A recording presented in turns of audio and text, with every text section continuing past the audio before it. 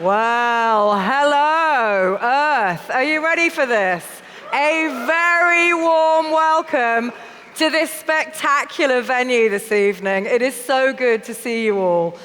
For the first in a new series from Take Note and LWE, exploring the psychology of creativity, the art of performance, and the science of sound.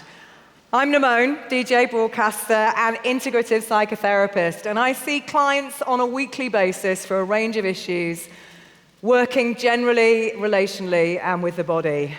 But more usually, you might have heard me on BBC Six Music. I think I've done most of the shows there, not least of all my electronic music series, Electric Ladyland, which ran for the best part of the last decade.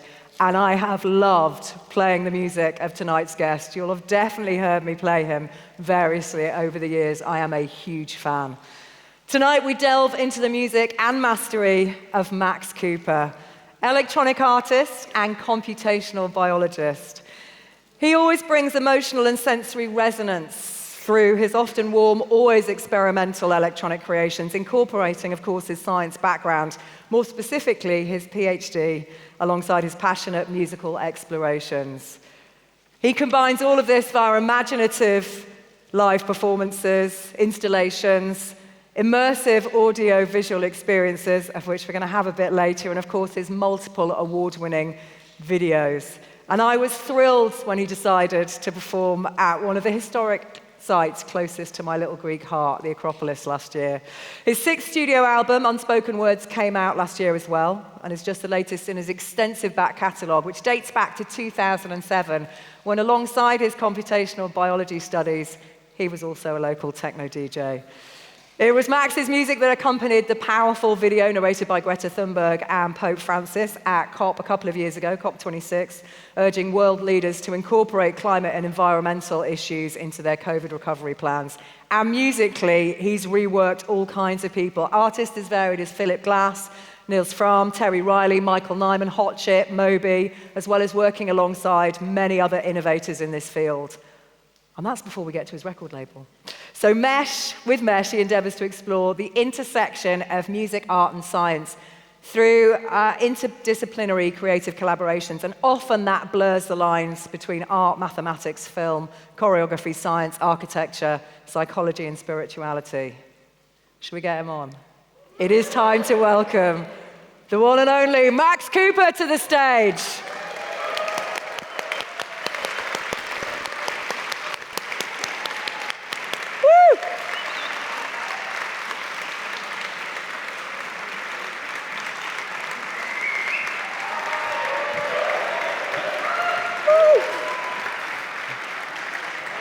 Hiya.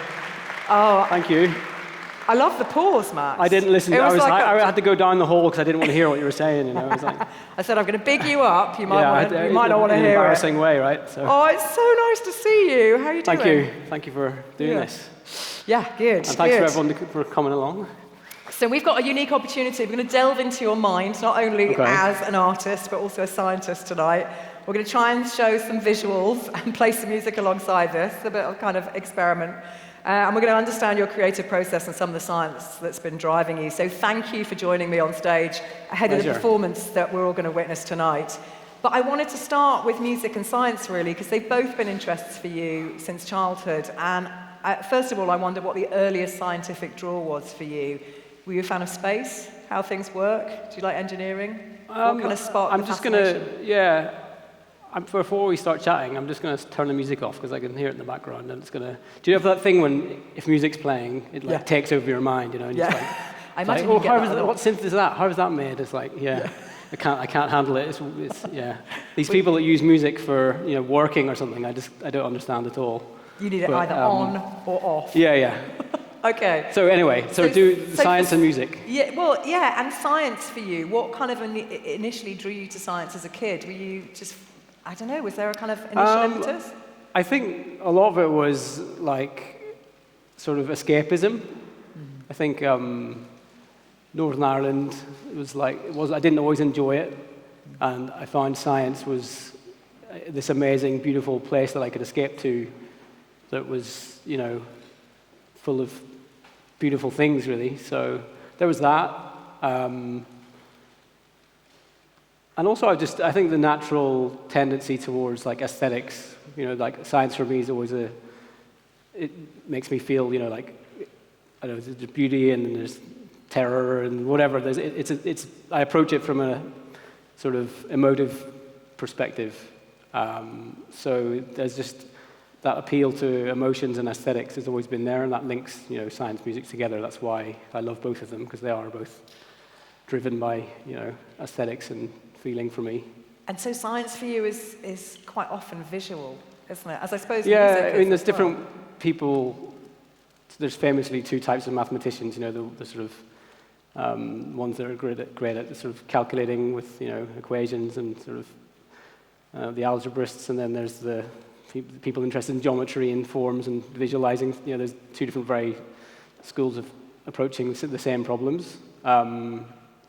But I'm definitely, not that I'm a mathematician, but my interest in these things is definitely from the visual side, and all the science I did was always like imagining little machines and how they interact and all that sort of stuff. Yeah, and we can see some of that in some of the visuals we'll see later. And describe the young musical Max for us. I mean, who were you musically when you were a kid or a teenager? What was your first kind of musical experience? I think my mum was a piano teacher, so there was always piano in the background, and like that was, I liked Michael Nyman and Philip Glass and that sort of. I was always drawn to that minimalist things that are really structured. I love repetition and sort of quite simple structures that you can get lost in. That always appealed to me, from early memories of piano that I liked. And then sort of synth pop. Like my sister, she used to listen to all the classic, synth pop. She's older, so that was my main exposure. And then, when I got old enough to go to clubs, then suddenly that took over my life to some extent. And musically, I think I read. I mean, did you try and learn the violin, or is it musical instruments? Yeah. And then was just like actually. I was forced, as parents do. Yeah, exactly. He said, you better play something. It was like, I'll play the violin, and I hated it. It was like it's screechy or like horrible. Like, I mean, if you get good at it, it's a beautiful instrument. Of course. But you have to get over that threshold, and I didn't. I never find the right music. I think I didn't find the right music to really engage with it, to be honest. And I wonder about the structure of that kind of way of learning as well, whether it didn't feel like it fitted exactly. you. There's that procedural way of, I don't understand, like press the right key, or here's the structure, you need to just do it. It's like a very mechanical process. That never appealed to me at all. Music for me is always, how does it feel? How do I feel? Like, how do I link the two together? Yeah. And your scientific studies and qualifications, was it a done deal that you'd go on and do further study in science? Were you that kid who always got physics and biology, or do you remember having to work kind of hard at it? Oh, I had to work hard. I always, everything I've done has been a slog and really difficult and painful, but that's, part of it. You just got to keep, if you're enjoying it, then, you just keep going. Yeah. I've never found anything worthwhile easy.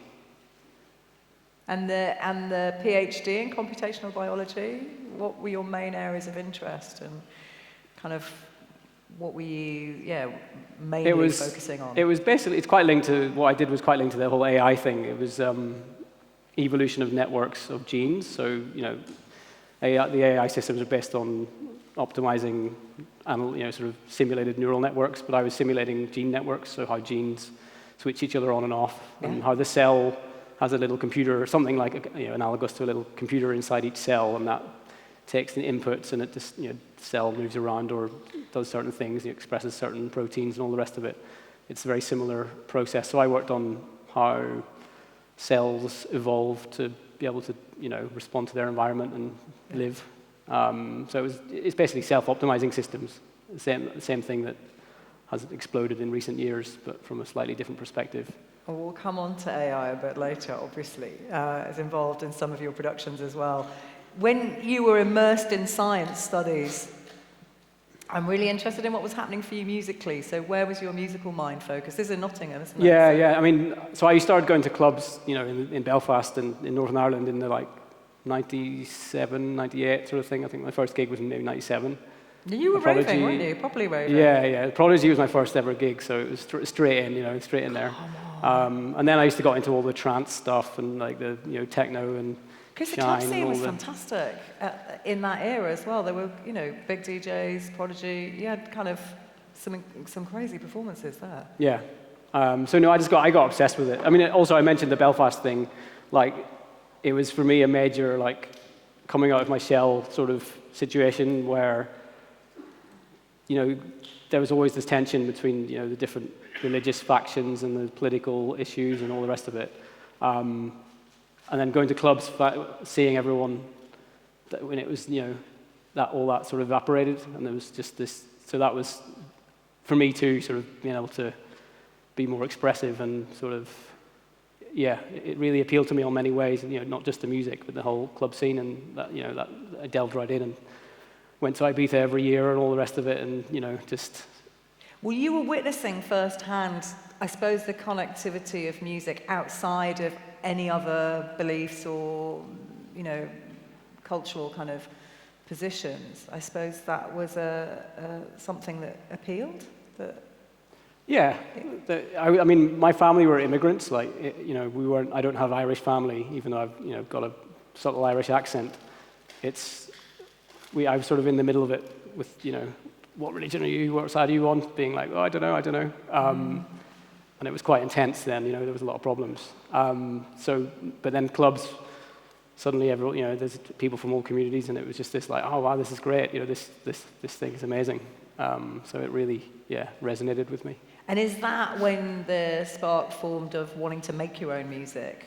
From that. At that point, I knew I wanted to. I started DJing at the same time, and I got really obsessed with DJing and all the different genres and just that whole. I used to do the turntablist thing, beat juggling and all the scratching, and that was my initial obsession. Or DMC, like we could see you on the DMC sort of circuit. Yeah, that stuff. And then production came later, and then I found that when I started writing music, that was even more sort of engrossing. Yeah, I can imagine. Well, understandably, your production techniques have changed immeasurably over the years. And I remember reading, this is lovely 15 questions into the .NET interview, if you get a chance, that you did around the release of 100 Billion Sparks. And you talked about being more or less self-taught. So initially, the challenge for you seemed to be about finding something that you actually liked in what you were making without being able to kind of have that much control over it. It was like actually kind of fairly simple, and that you felt the advantage of having DJ'd so that you knew what you liked, the sound of. Yeah, I think DJing is a great sort of long, you basically, a little bit like you optimize your networks for subtle things that you don't even understand at the time, but you can tell something doesn't sound right. And even though you don't know, it's sort of frustrating because you're like, it doesn't sound right, but I don't quite know technically why. So it's that process. But at least you know it doesn't sound right, or you know that you haven't quite got what you want. Yeah. And whenever you do get it, you're like, oh yeah, this will work well in a club. This will work well in a club. Spending a lot of time in clubs and live music events is a great, education in how to, getting an intuition for what works and what doesn't work, and how to then, then the challenge is, okay, how do you learn the tools to actually deliver the thing you've got in your mind, which is an ongoing. I mean, I still have that problem now. I think for a lot of musicians, that's a sort of lifetime thing. It's like you've got all these feelings and ideas, and it's like how to render that. That's still ongoing. That's a lifetime's work, isn't it? And I mean, early doors, you said you had a very basic studio. I guess because hardware was so expensive back then, but. As a segue into how you work now, just talk us through how the music making has changed from then to now. And when you've got the beginnings of a track. So, at the start I was all, laptop. I used to have this like lunchbox with like frozen, I had to put it in the freezer because my laptop would overheat, so I got a lunchbox full of water, put it in the freezer, and then put the laptop on it, and it would the fans would be blowing, and it would keep it cool enough to be able to work on Ableton or whatever. Yeah. And that's it. Everything was digital, and a couple of speakers in a little tiny box room. But I did. Sometimes restricting your palette or restricting having a limited number of tools can actually be freeing sometimes. Yeah. Although I did discover then when I started getting some analog stuff that it introduced a new sort of richness to the sound, and as much just because you've got the hands-on control as anything else. I'm not saying there's fundamentally a huge difference necessarily between the analog and digital signals. It's just when you're losing analog synths, you have all the for a start, they have natural lot of the time they have natural imprecision built in as a feature, which helps. But then also just because it's all hands-on, you sort of you're always tweaking, and then you get that expression. You're able to express things musically, and that comes through. So it did help a lot when I started, delving in slowly into that sort of hardware synth world. But I kept a lot of the old lessons or old techniques, particularly in terms of percussion. I've never gone into drum machines and things. It's still like my approach to percussion has always stayed with this like field recordings, lots of editing, lots of little, the sort of techniques I learned from this digital-only phase, I suppose. Yeah, and moving it across. And the inspiration for a track? When do you know that something that you're either feeling or that you've seen or that you've read is going to... Yeah, I mean, I do. That's why I do so many visual collaborations, because visuals are great. I find it really helpful to have a visual idea before I have the musical idea. I've got some sort of, even if it's a still image or some sort of snippet or some sort of concept about what the visual might be at the end or what it should be. Yeah. That helps a lot in terms of restricting the palette a little bit, to which tools, which techniques. Then the other main way I approach pieces of music is just if I've got really strong, if I'm feeling, great or terrible or whatever it is, some sort of feeling that I want to, convey. Yeah, and that will be and that feels like it needs expressing. Well, we'll come on to that, because in unspoken words, or with unspoken words, I get the sense that actually the way that you were working changed considerably from an initial impetus from outside, like a visual impetus or kind of... Yeah, that album was exactly... I was interested in, with unspoken words, the previous albums and very sort of visual first, and then scoring to that, almost like scoring a film. Unspoken words was a bit more abstract, going back to things that I didn't, almost trying to let my subconscious just speak, and not really knowing, having a strong feeling, and not knowing how to express it any other way, and trying to render that, and trying to find those feelings that I could put that way, and then building in the visuals as I was doing it, and then sending them to visual artists, and then bouncing back and forth that way. So people always ask, what's the sort of format, what comes first, and what's the process? But there really isn't. It varies every time. Some artists that I work with come to me with an idea, and I'll score to it, or sometimes a lot of the time I'll have, write lots of chapter ideas and then send them to a visual artist and say, here's a bunch of things I'm interested in. Are you interested in any of these things? Then they come back and say, I'm interested in that one, and then we start bouncing ideas back and forth. Yeah. There's not really a set way I work with people. It's more just, the other thing is a lot of it's to do with figuring out what sort of person each visual artist is, and how do they like to work, and actually how do we get the best results creatively together. Yeah. And then sort of once we find a recipe, then sort of sticking with that recipe, whether it means I'm sometimes in detail, going through every scene with them and sort of feeding back and, sort of directing in detail. Sometimes it's more like get a general vibe and then just let them go and do their mad tangent. Yeah. I mean, I think what you're also speaking to is the connection that you feel with the person that you're working with, and what that ends up bringing in the music. And that's lovely, actually, because that brings us on to human connection on one side, which we'll come on to, but I suppose what we were talking about earlier, which is foundational aesthetics, which really underpins kind of most of your work. So tell us a bit more about it. This is something I guess the science thing that I did for a long time, and then eventually, oh sorry, I just bumped the mic. And then I got into clubs and DJing and all the rest of it, and then I started writing music, and at some point. Actually, Riley Reinhold who ran Traumschallplatten, is one of the Cologne-based labels that I started doing my first sort of half-decent, slightly okay music that was like, people started like, oh, this is all right. It wasn't like just crap music. So, there was still a lot of crap. To be honest, I hate a lot of my back catalogue. So, but I think that's natural. You have to be self-critical to learn and. But Riley always encouraged me to try and link my, wider interests into the releases. How can we tie, music to other things you're interested in? So I started experimenting with that, and then at some point I realized that all the science stuff that I'd been interested in or been learning about for years had all this beautiful visual, and I loved working with visual art and visual artists. So I was like, well, why don't I start, delving into my science interests and then commissioning people to make projects based on that, and then making the music for it, and then building a show around that. So that was, the process that led to foundational aesthetics is one of the sort of overarching themes that runs through a lot of the projects, which is just almost like the idea of scientific reductionism, where you take a system and then you say, well, what are the subsystems? What are the subsystems? You just keep boiling it down and down and down until you get to some unit where you're like, actually, it doesn't really go further down, and then that unit's simple enough to understand, and then by understanding that, you can then not entirely understand the rest of it, because actually I did a project on emergence where emergent properties you can't understand by just understanding the sort of most reductionist, so actually you don't get the full understanding, but it's still a technique that I found really interesting artistically, interesting aesthetically. When I started boiling things down, looking at the sciences and maths and philosophy, whatever, boiling things down to foundations, I kept finding that nature was built on these really beautiful paradoxes and hard to understand concepts. It wasn't like you just boiled it down and there's a really simple thing and oh yeah, we can understand this. It's more like, here's a really simple thing that we don't understand. Yeah. And it's even more interesting when you have something that's really simple and and is nonsensical.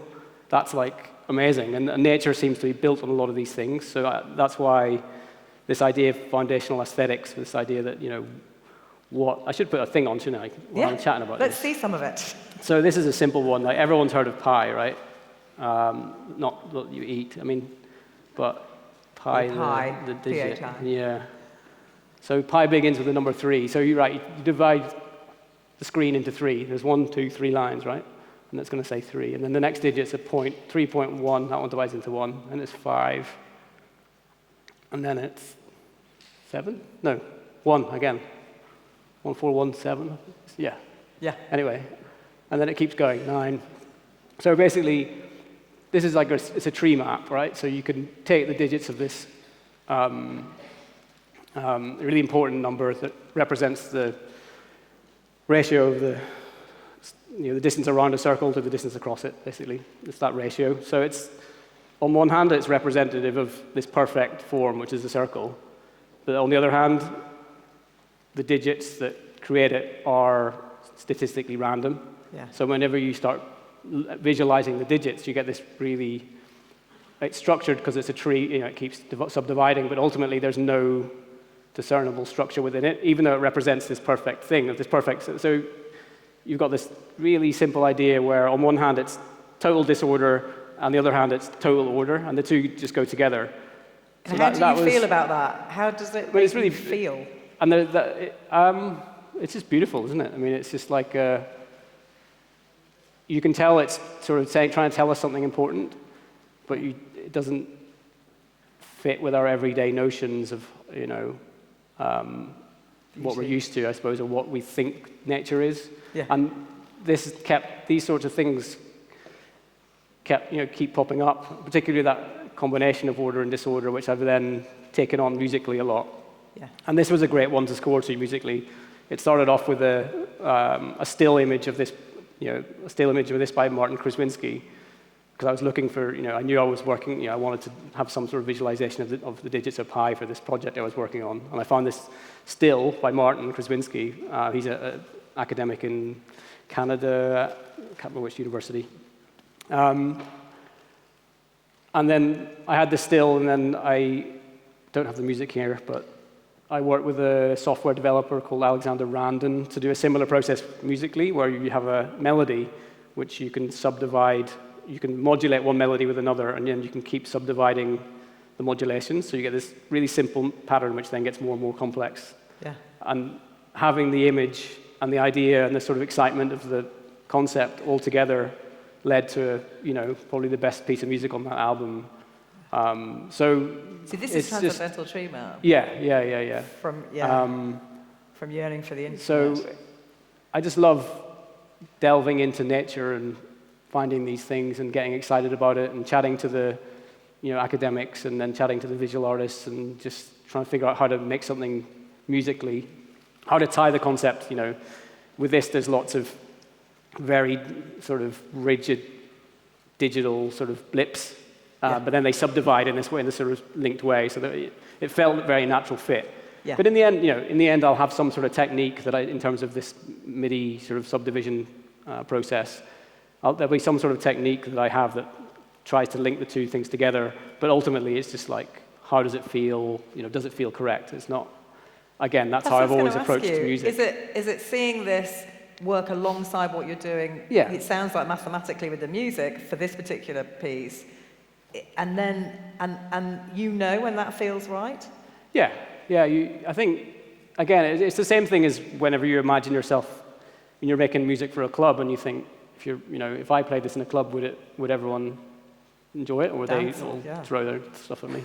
And then it's the same thing. You just, after listening to a lot of music, you can inherently, everyone in the world, well, not everyone in the world, but a huge percentage of people in the world listen to a lot of music, right? And they're all we're all quite expert about what we like and what we don't like. And that's ultimately all you need, if you have that same view, and you can apply that to any small changes, like I just tweak this synth. Does it sound better or worse according to this, whatever my criteria is I'm working with right now? Does it sound better or worse? And then it's like a hill climbing process. Yeah. Just loads of incremental, like, oh, that sounds a bit better, that sounds a bit better, that sounds a bit better, and just you're slowly hill climbing towards, an end point piece of music. That you feel happy. I think that's the way a lot of people work. Although obviously you get people who are like sort of maestro musicians who can sit down and sort of play, create a finished piece. I don't know, your sort of Niels Fram characters or whatever. Well, you imagine that's how that's coming, but I'm sure. But maybe there's still. I guess they have to. Their hill climbing process is all the practice and sort of. But then maybe once they've done all of that, then they can sit down and sort of express it all in real time. Yeah, it really feels that way. And alongside foundational aesthetics, you've talked about human connection within that, which I think has been part of your work as well. And I'm kind of fascinated by that alongside music as well. I toured with the Scottish Ensemble after lockdown, and a lot of what I was talking about on that tour was our connection to music and each other, especially in a live music environment, and how that's stimulated by our proximity to each other, to the musicians, being in the same environment as the music, and literally being moved by it. So the idea of us being in sync with the music together, to the same rhythm at the same time.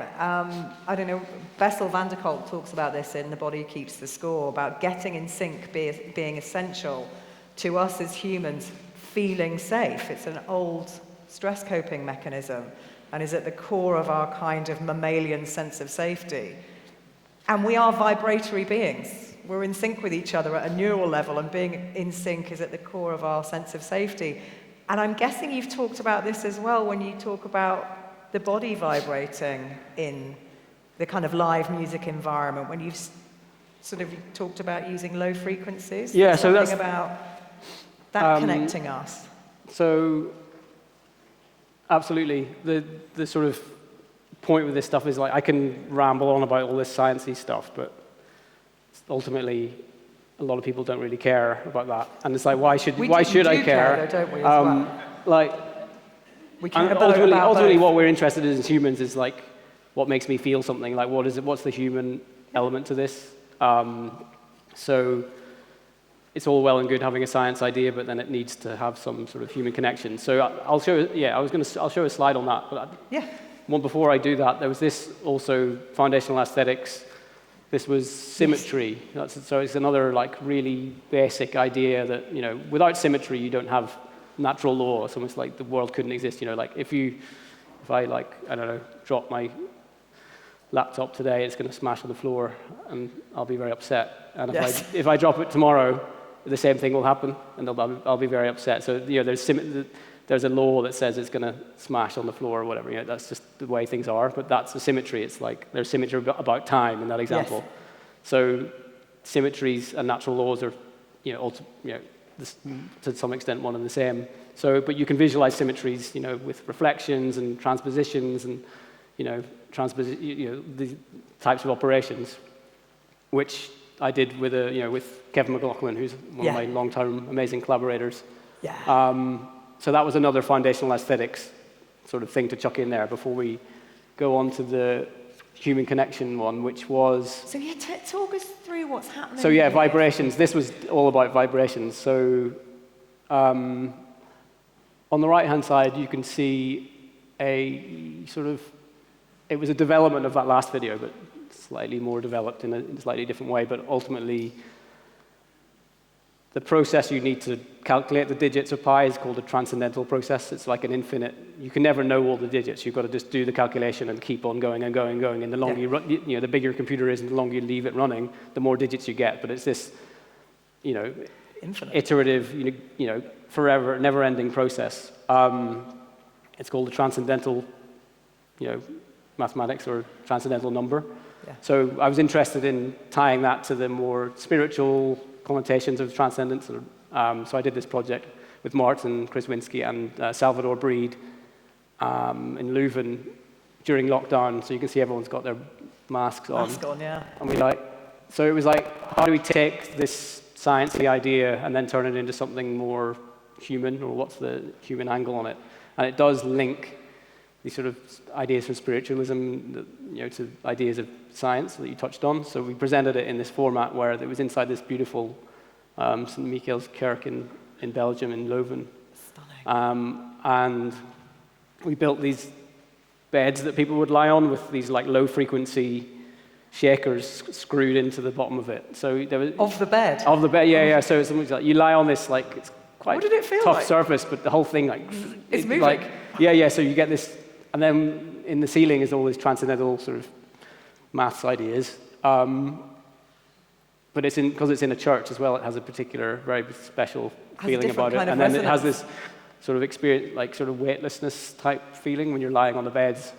So it was a really fun project, and just a way of, I suppose, one of the ways of trying to link the sort of somewhat dry, sciencey ideas to more, wider human ideas, I suppose. Well, and something more tangible and tactile for people to actually feel. Well, and I know you've spoken about using low frequencies in clubs and in venues because it sort of affects us on a body level, doesn't it? Yeah, you can exactly. I'm always looking. I'm always looking for that full body massage, sort of low frequency, it goes right through you, and that's why I put a lot of harmonies in my music, low frequency harmonies, and often these constant notes. A lot of my pieces of music have this constant low frequency, not just a rumble, but it's a particular frequency or combination of frequencies down low, so that you feel it, and it also, I don't know, I just find it really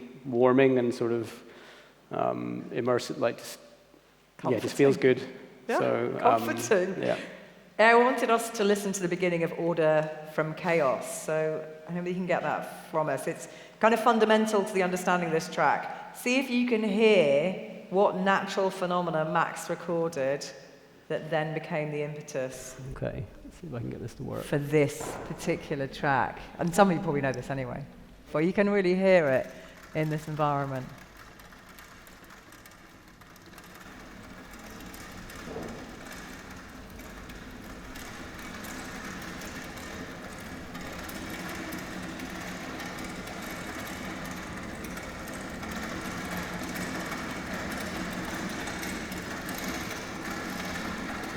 That's great.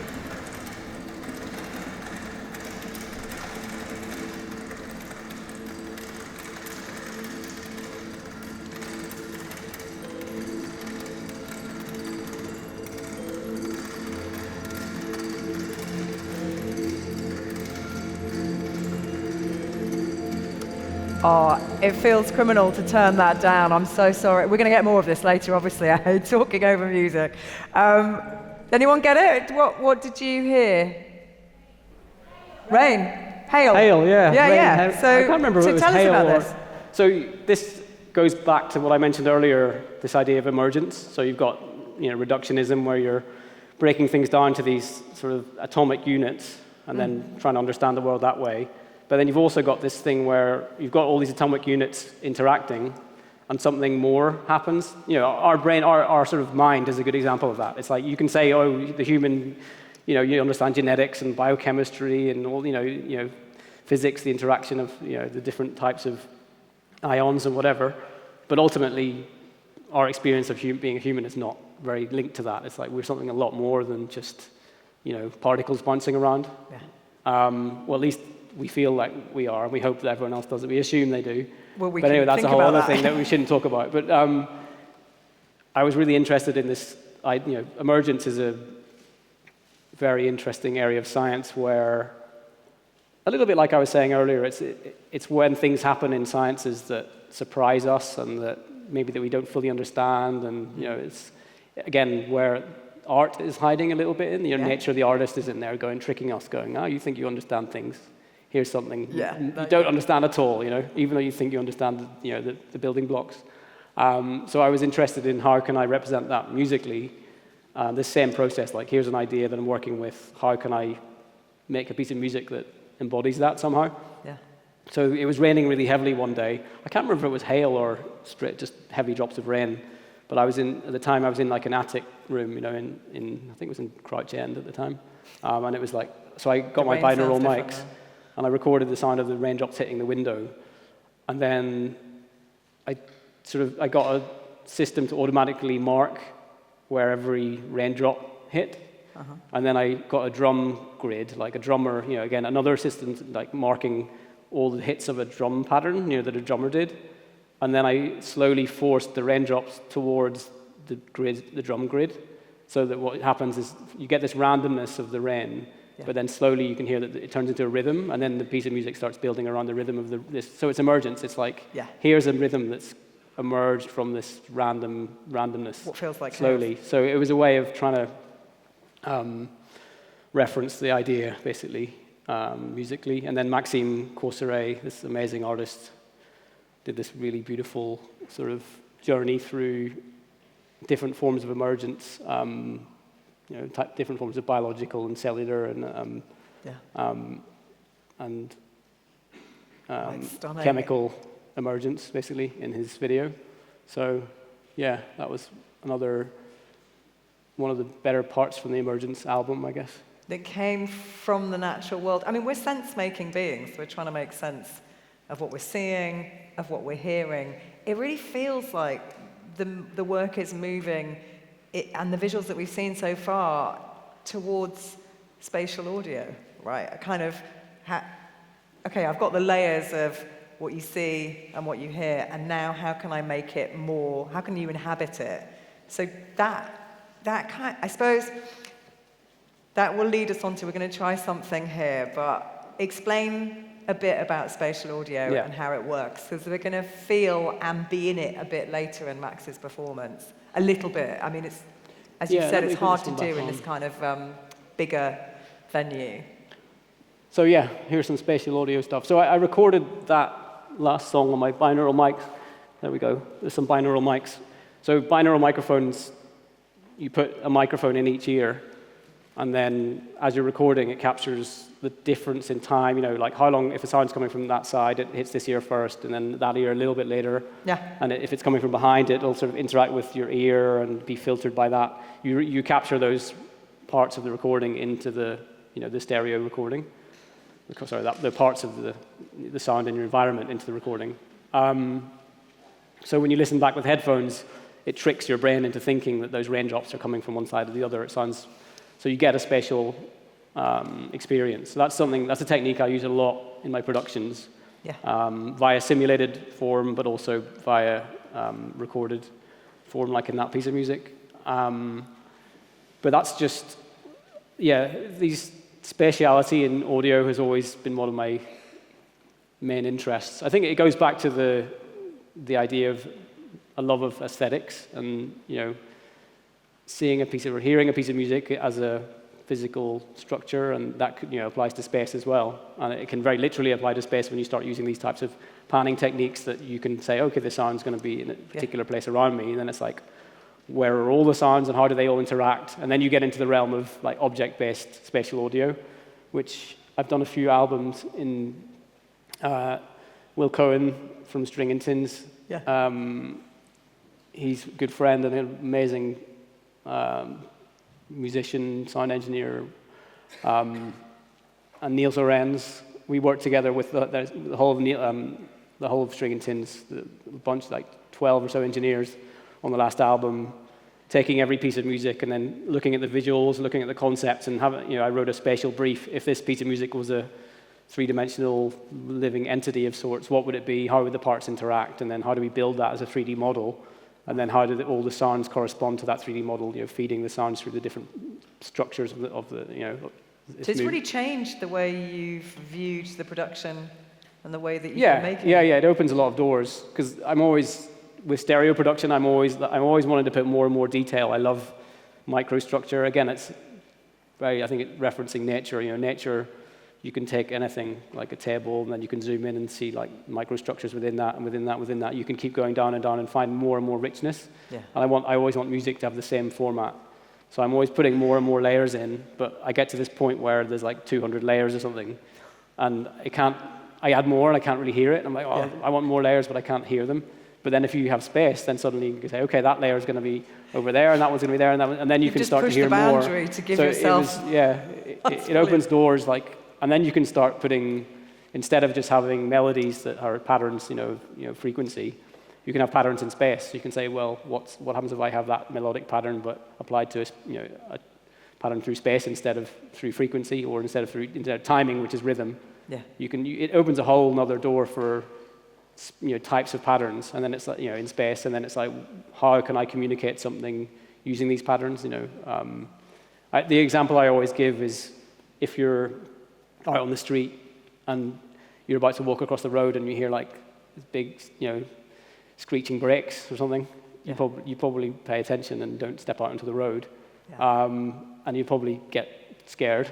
You can put, that's a spatial audio trigger that's, very hardwired into triggering or if, I don't know, you hear the growling from behind the bush. Fight or flight, yeah. Yeah. That's even, the more ancient one. There's the growling behind the tree as you're walking past the bus stop or something, and there might be a lion in there. Yeah. So, but you can start to play with those sort of innate human responses in musical form, and putting sounds from behind is very different from putting them in front. And then how do you build a piece of music if you're trying to make people uncomfortable, or you're trying to make tension, then maybe it's you want something really loud coming from where you can't see it. Yeah. So toying with those, it opens lots of doors artistically. It does open other dimensions for the sensory experience that people might have of music. We're going to play some now, actually. Yeah, hopefully it'll come through. I think we've got exotic content, so we're going to hear. Okay, so this is like we chose this one. It's like a really extreme. The piece of music is quite extreme, and the spatial brief and design was really like super hard panning left and right, and then 90 degree rotations, and it was like an extreme one just to I guess give some. So we're going to play it now. I think from the sound desk actually, Max. Yeah, hopefully.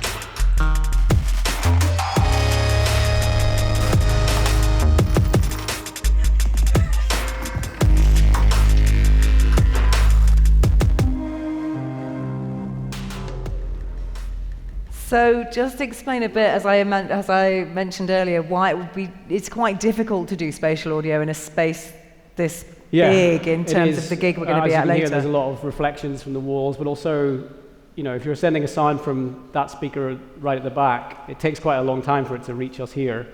So it will be completely out of time with something that was coming from that speaker. Yeah. So the timing totally differs depending on where you're sat. And then the other thing is obviously that it gets quieter very quickly as it goes through the space. So if you're sat right next to it, it might be too loud. If you're sat over here, it might be too quiet. So there's a lot of spatial audio generally works best in a smaller space. You can go a lot more extreme on the panning.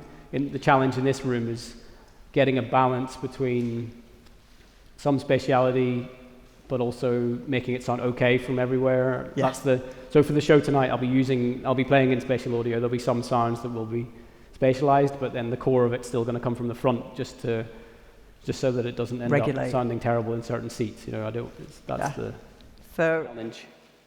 This is the Exotic Contents video by, is this Anders Steenberger? Yeah. You know, it would be unsurprising if an artist like you, avid science file, music polymath, computational biologist, hasn't dabbled with everyone's favorite area of exploration, AI. So how did it come into your work, and how is it being used in this?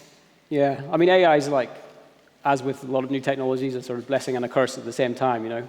It has a lot of problems of ownership and how it's used a lot of the time just to sort of replicate things that we can do anyway. And, you know, oh, here's this person that does this amazing thing. Oh, I can do that as well by pressing the button and, like, put them out of a job. That's not, that's the issue. But for me, the really interesting thing about it is what we can do with it that would be impossible otherwise. It's not about doing things we can already do. It's like, how can we use it to further art or expression, or, you know, so like a lot of technology, it comes with pros and cons. So it's just trying to figure out a way together of how to use it ultimately, how to reference the training data sets, you know, what's it trained on, if it is referencing people's work, who is it, and being able to having clear links, which already exist in academia. You know, academia's got, like, people publish things and it references all the way, you know, the parts, you know, publications it's come from, they reference there where they've come from. There's always a, you know, tree going all the way back to the sources, and really, you know, a lot of AI needs that sort of system in place. But that's, I think, where we're moving towards, as it has been recent in the news, you know, with recent developments because of these exact issues. So, after my AI disclaimer, here's the I was interested in doing something that I just couldn't possibly do otherwise. I was working on the album Unspoken Words, which I mentioned to you, where I was trying to express things that I couldn't put into words.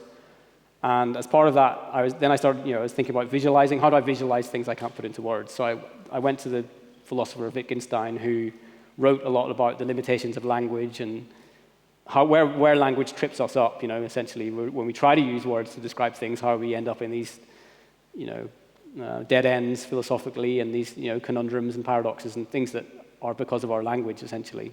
Yeah. So I went to his work and couldn't understand it at all. It's like, you know, it's just dense, and, you know, a lot of these old philosophers, it's like they all invent their own terminology about some obscure German word that means this, and this other obscure Latin word means this, and it's slightly different from the other obscure Latin word definition of the other philosopher that's their friend, and you know what I mean? It just gets sort of mayhem. So I was like, okay, this is pretty rough, but there's interesting things in there, but why don't we just feed the text to an AI system? So instead of me trying to say, okay, it should look like this, it's like, okay, you do the hard work, because I can't do that. So that was a way of like, okay, there's no other way of doing this. Well, I could spend years trying to do it, but here's a way of doing it that's within my grasp.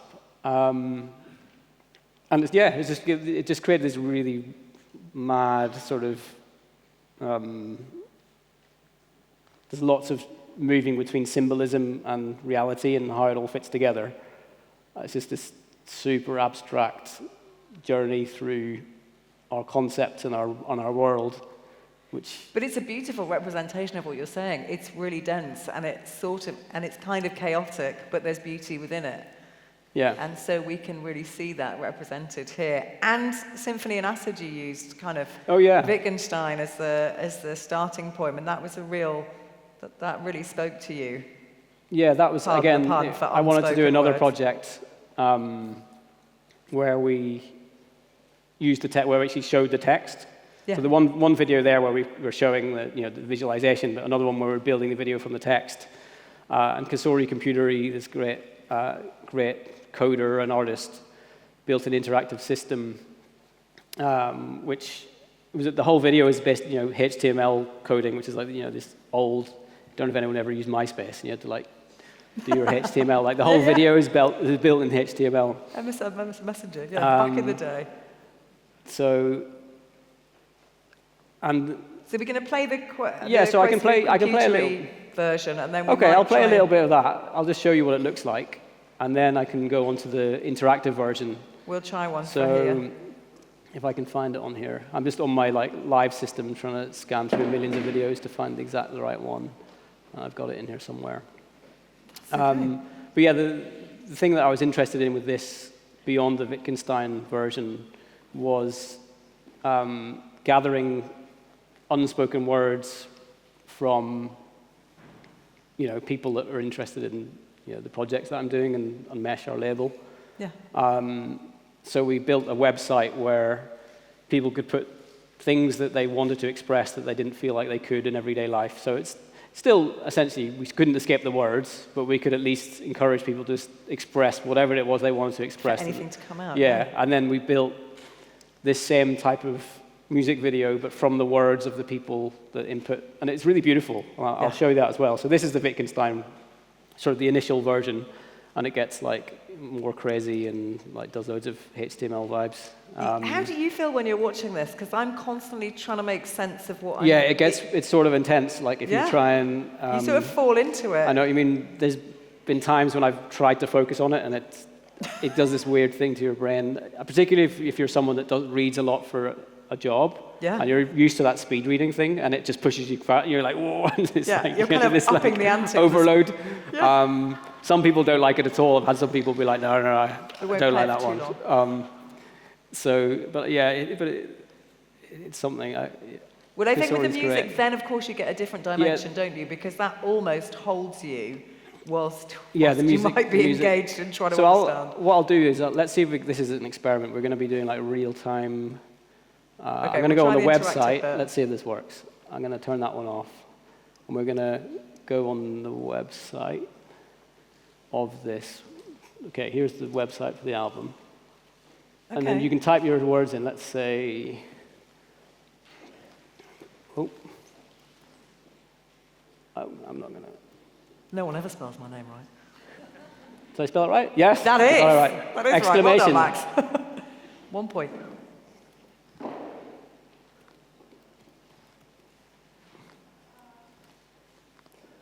And they've got this crazy spelling for Earth, haven't they? It's like, not East. Oh, dear.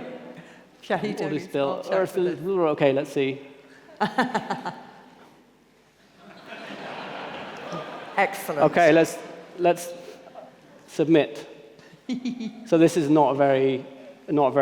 Anyway, there's going to be view your submission. So this is going to combine what I wrote with everyone else who actually wrote beautiful things. Hopefully, I don't know what it's going to show here. It could show anything, but let's see. Do the music alongside it. Play. And will the sound work? And you can do this on the side yourself.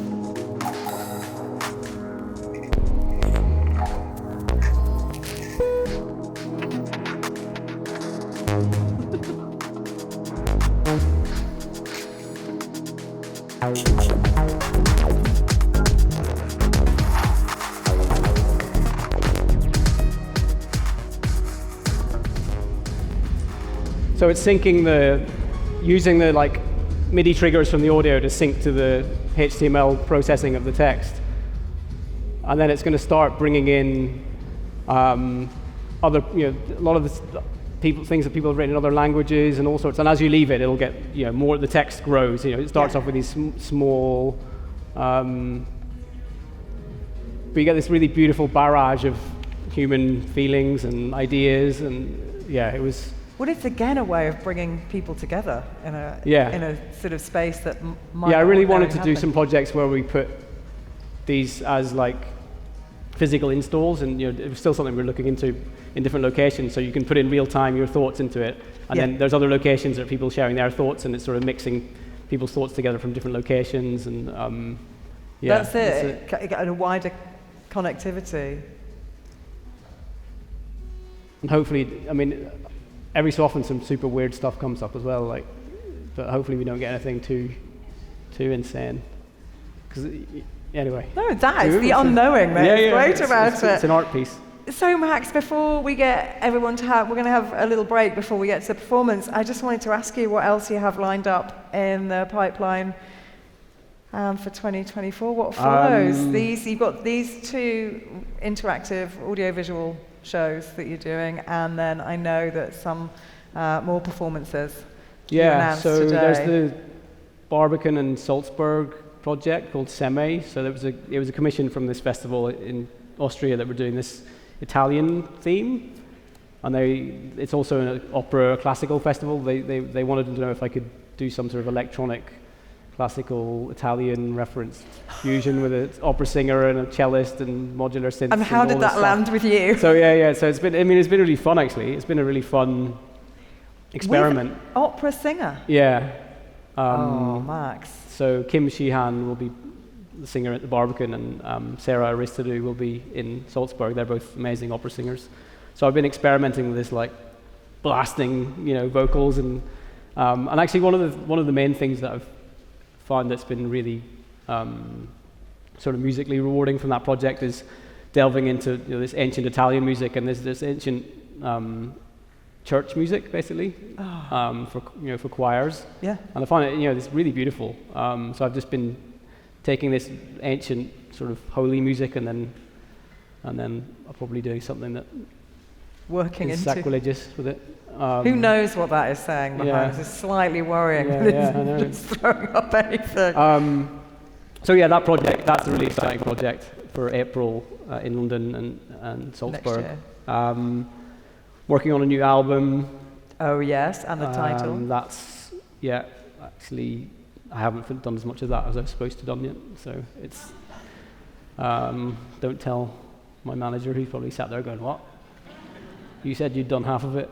Yeah. The thing is, like when you write music, when you're writing the music, right at the time you're making it, you think it's great, and then you leave it for a few days and you listen back and you're like, "Oh no." That's not going to work. Yeah, but that's the beauty of the creative process. You get really emotionally engaged and you just go with it. And I've just found that it's good to let that happen and not be, don't have the self-critical aspects at that point in time. You really need to just be free. You just need to let it go. Improvise, express, and have fun with it. But then, at some point later, sometimes someone's going to come and crack the whip at some point. Yeah. So that's not as far through as it should be, but it will get done in the future. It'll get done because I love making music. So I'd rather the best thing in the world is when I can say to everyone be like, oh, can we do this? And I know I just need to make music and shutting myself away. I love that focus. That's the thing I miss from academic work is that really focused sort of no distractions type work when you can really obsess about something. So that's what I'm going to do over the next few months, obsess about the new album project and see where it goes. And then the other thing I'm working on is another spatial audio project, but with wave field synthesis. It's like a different sort of spatial audio technique where instead of having sounds coming from speakers, you have 100 speakers or 200 in an array, and then you drive them all in a way that makes the waves interfere so that the sound appears to come from a certain position even though there's no speaker there. So the weird thing you can do with that is you can have it you can be standing there and hear somebody talking to you who's feels like they're right next to you and there's no one there. And then if you step away, you don't hear them anymore. And then when you step back, suddenly it's like this insane exploratory. So I'm building a science fiction audio sculpture project where you can sort of walk around inside a story and have these different narratives and sound design and pieces of music unfolding that you can sort of explore in a space. And does that have a name? Yeah. Do we know whether? It does, but I better not say it because. Really? Yeah. Yeah. I'm not going to tell you. Sorry. Not even a little bit of it. Can you give us one word? It's based on this physics idea where natural constants are really tuned to values that seem to allow life to exist. Okay. So the idea is that delving into why that it might be and what happens if they're tuned in a different way and what happens to time and space when you start tweaking these constants. I love it. We've all got to hit the physics books to find out what that's called. it does some fun sciencey ideas, but then it's presented as a science fiction story, and it's just it's a really fun audio technology.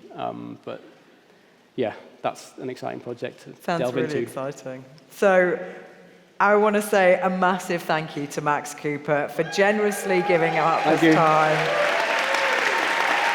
Before he performs tonight, have a fabulous show. I want to extend thanks to everyone who's making tonight possible, including Bianca from Take Note, and everyone at LWE, and the staff and engineers here at EartH. I've been Nemone. You'll hear me on Six Music's breakfast show throughout Christmas, and then on a brand new series of psychotherapy-informed podcast in the new year. I will tell you more soon. Have a wonderful night. Take care, and we'll see you all very soon. Thank you.